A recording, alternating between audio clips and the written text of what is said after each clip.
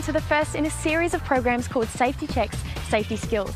The show is for learner drivers and supervisors alike, and in each episode you'll find some practical tips and advice to help you stay safe on the road.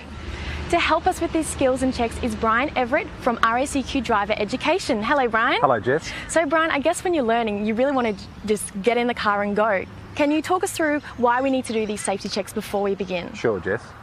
Learning to drive is exciting. You feel like you just want to jump in the car and start driving, but that's not the way to go.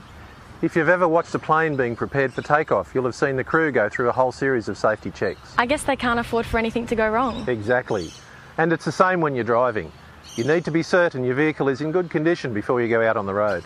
So this is the pre-vehicle safety check you need to do before you drive. First up, we check we have L plates clearly displayed front and back. Check you have legible number plates and the current registration label. Now Jess, make sure your handbrake's on. And then turn the key till the ignition lights on the dashboard come on, but don't start your engine. Okay.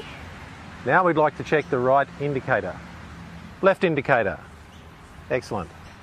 We're working our way around and checking that the headlights, tail lights, number plate light, stop lights and indicators are in working order. And while you're moving around the car, check your tyres are correctly inflated and that you have at least 1.5 millimetres of tread. And this is what you're looking for. The tread wear indicator. If it's exposed, the tyre is not legal.